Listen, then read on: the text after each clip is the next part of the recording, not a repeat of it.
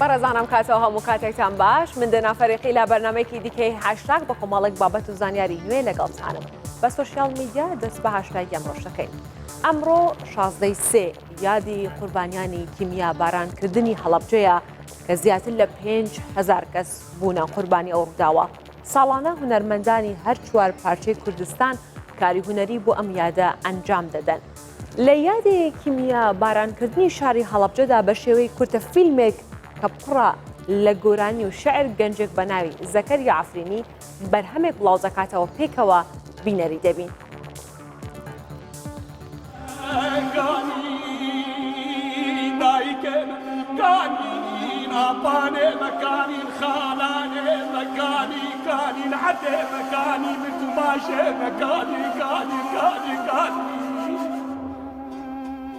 لەگەلێک هەرێما گازێکی کیماوی بەکار هاتن.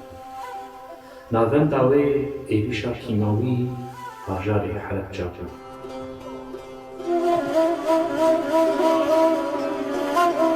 ئاوار و قێرینا فاتیمە گەها خودای حەلەبجایە.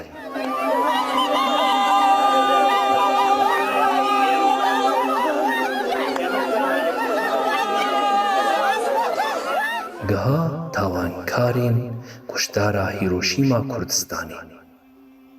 یەکسەر دلێ وێژە جێ خۆ فڕیا. گریە فاتیما بروسکەکە ئاسمانی بوو. بەرف، باران و گژلوک لەسەر خەمگینیە دلان دەبارانە.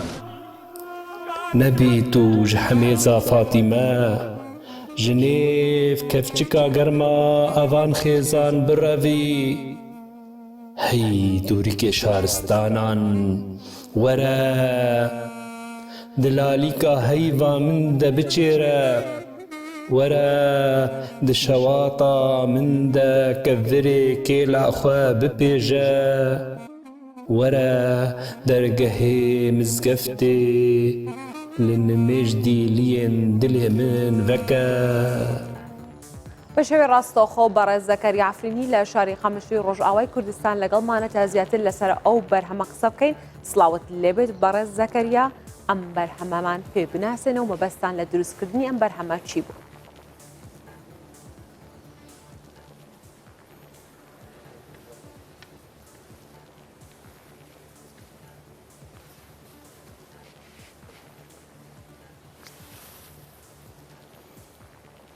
بەڕێز زەکەریا ئەگەر گوێت لە دەنگم بێت پرسیارەکەم دووبارە دەکەمەوە.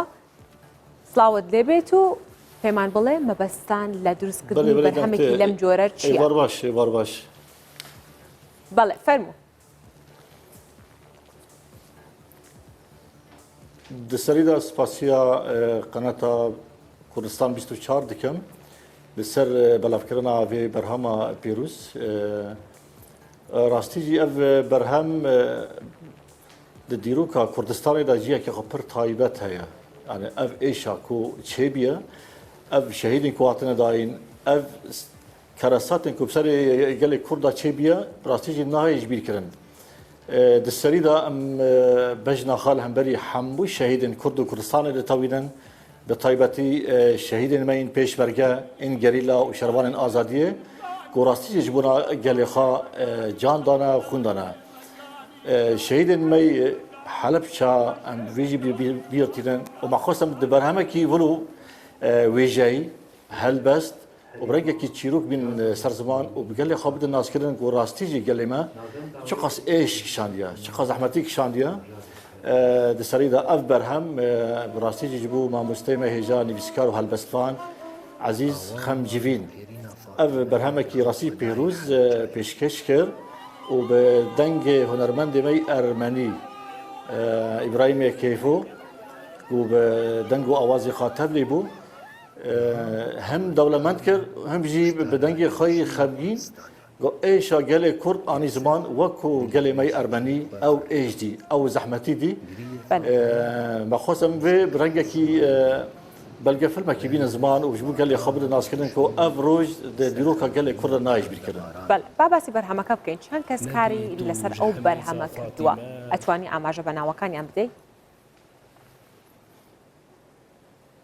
بله اف برهم اف نيزي دو هيفن ام سرد خبتن راستي ما مستا عزيز خمجيفين اف برهم آماده كير هلبست آماده كير تشيلوك آماده كير و لأوروبا دست بتوبار كرن كير وما مستا ما هنرمند برايمي كيفوجي أوستران آماده كير ولفرجي لروجاواي كردستاني ما خاص ام هرسي بهافرا في برهمي برنگ كيوي بجاهي ديار بكن مدنيزي كي دو هيفادا ام سرخبتين دا آلي وي درهنارتي دا آلي مونتاجي دا آلي ديمانا دا ودا آلي چافكانين كو دستي مدال قول درفتين كو هي ما خاص ام دوان چند خلاقه دا ايشا قال خابدين زمان يعني زمناكو وكو ما مستعزيز خمجوين محسد كي زمناكو كيا زمناكو ايشك جي سرپیهاتین گلی کرده.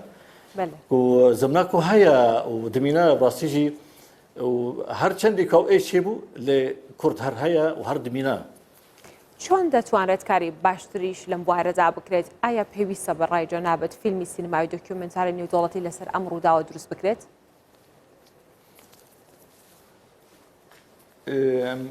براستیجی پروژه کی مولو هیا که د پیشروجی دا ورنگی کی پر برفره دا آلی وی دیروکی و چاندی دا بتایبتی آلی نتوی کردا ام ورنگی وی سینمایی این باشتر پروفسیونال بخبتن در فتن کد دستی مدا افونانه اف امکانی که هی لگور امکانی که هبو بکار آنی و ما خوست بتشتکلو شکن لام جارك نجي بروجي ما هيك وازو ما مست عزيز خمجيفين وهنرمند ما ابراهيم كيفو كم جارك دن برهمكي خورتر برهمكي آلی وی سینما دا گو ایشک ایشن سرپیهاتی کرد داخل میدانه طایبتی جبو عفرین سریکانی شنگاره گریسپی و هن دوردین کردستان کو راستیجی ولو معنا در نکتنا ام دغازن وی یعنی سینما کی کردی برنگ وی ویجا برنگ کی وی چروک درخینه و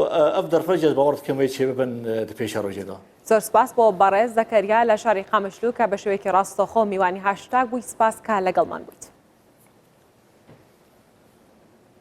سپاس خوش، گلک سپاس ایوار باش.